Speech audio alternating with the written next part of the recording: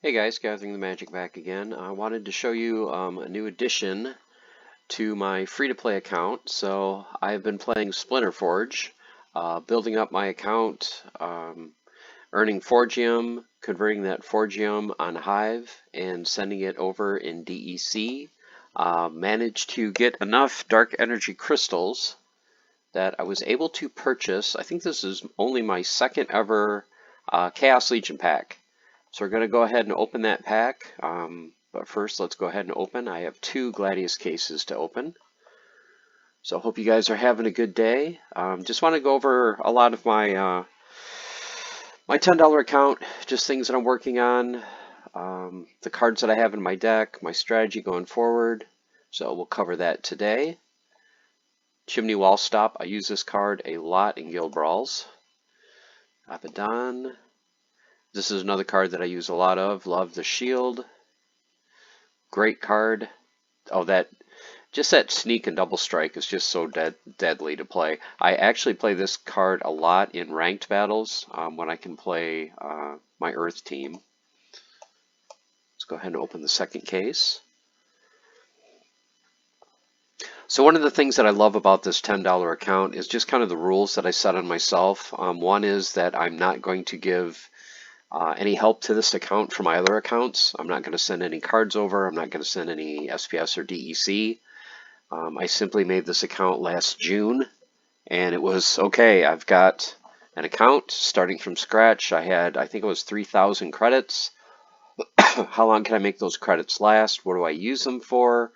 And just kind of, just the fun and the challenge of building it up from scratch. Okay, let's go through this pack real quick. Oh, there we go. There's an epic. Save that for last. Another Gobson. And a Gorth. Okay, so here's the main thing. Before we open the pack, let me just go to my cards so I can show you guys the cards that I built up in just under a year. So one of the first things that I did back when we were getting reward cards and chests that weren't soulbound was I would build up my Chaos Legion common reward cards basically to level 3, and then I would sell the extras. I did pick up a few golds along the way. One of the main cards that I sold that I don't have anymore is, if you guys are a follower of the channel, at one point I did pick up a gold foil Jin Chihuahua epic, and I managed to, just recently, I sold that card and purchased, if I can find it to show you guys, a level 2 Kelia. So this was one of the main cards that I rented on my account. Because for me, one of the easiest teams for me to play, I play in Wild. One of the easiest teams for me to make was a level 2 Kelia, and let's just go over the team. So I would make level 2 Kelia. I would also do, it will show it, I bought a Cruel Cethropod, and I bought the gold version because that's instantly level 3, which is max for bronze, plus it gives me the 10% bonus. So I would do the Cruel Cethropod. I would do, don't see him right here.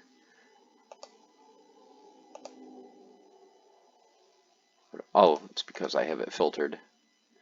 I would also do Tidebiter. Another card I would do is I would go to the marketplace and I would rent.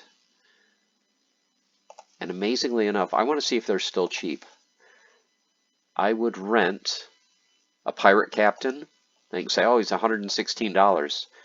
Look at what it is to rent. It's only 1.7 DEC. So I would rent him for 3 mana, the 2 damage, and the snipe. So I would get the 10% bonus for a gold, and I would get the 10% bonus for an alpha. The other card that I would rent would be the Saber Shark.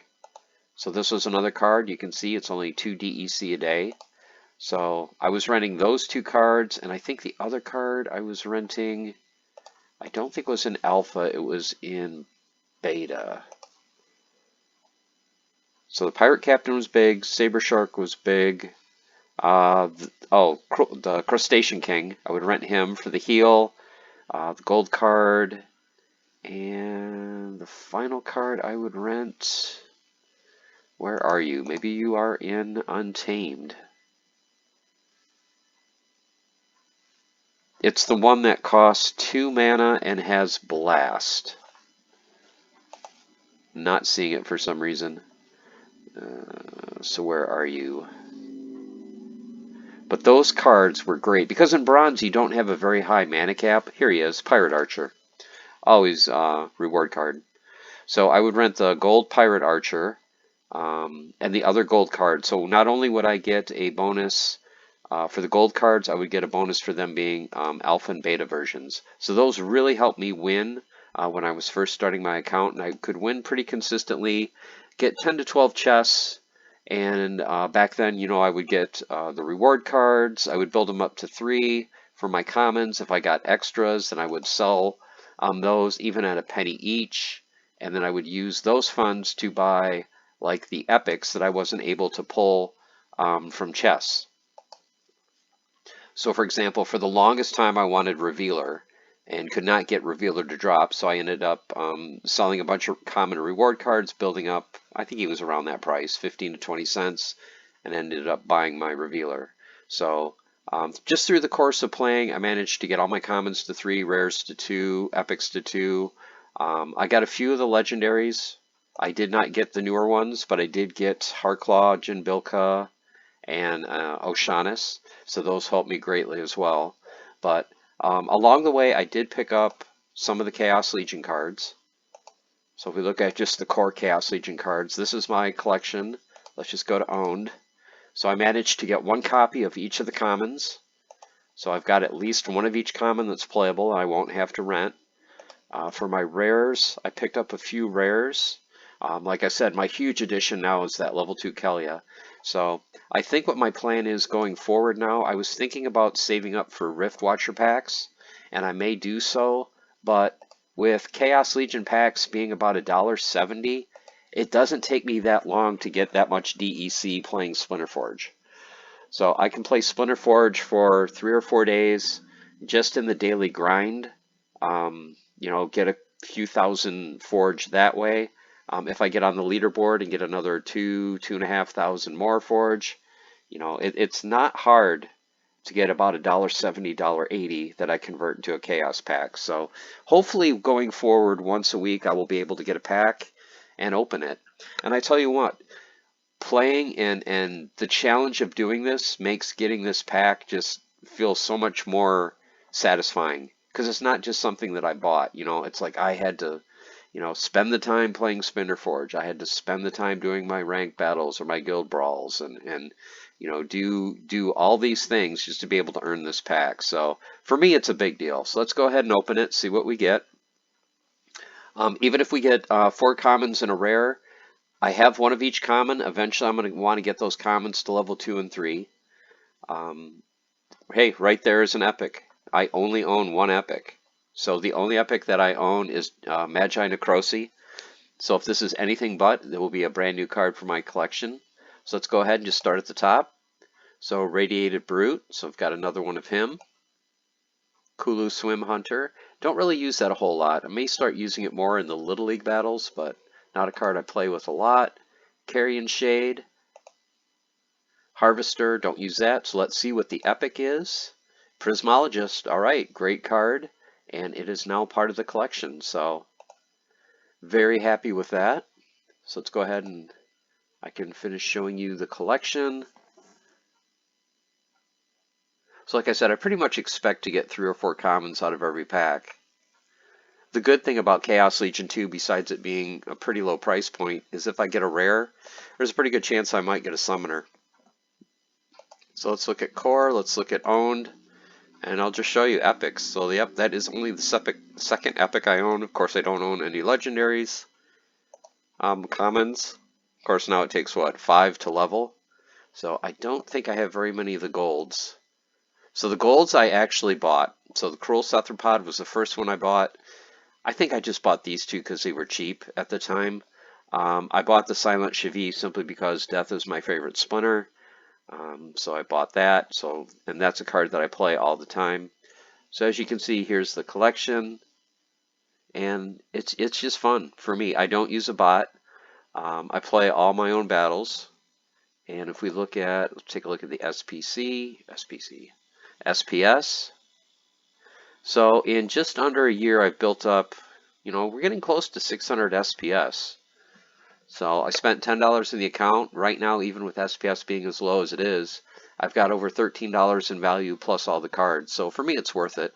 Like I said, it's slow going, but I just want to show you guys that it is possible to grow your account, to have fun, to earn. And for me, like I said, I like the challenge of trying to make every penny in the account count. I like the challenge of, okay, how do I win my daily battles in Wild, especially knowing that I'm probably going to be going up against a lot more bots now. Now that that bot proposal has passed, a lot of bots are probably going to get pushed out of Modern into Wild. Am I going to have to change my strategy?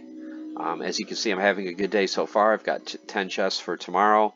I'm probably going to play a lot today, burn the energy down, and get as many chests as I can. Hopefully I'll get some more soulbound cards. That's one thing I haven't gone over. Let's go over the soulbound cards that I own. So not looking at gladiator cards. I've got a decent amount. I've kept track, of course you guys know, every day of how many cards I get in my chests. I'm about 70 to 80 cards under where I should be for bronze and for the drop rate, but I'm doing pretty well. The main thing for me are the summoners. So if I can get all my summoners to level 2, that's one less expense for me, because then I can play these, even though they cost 6 mana, and not have to worry about renting. But going forward long term, what I'm really hoping for is to be able to just buy the summoners that I want.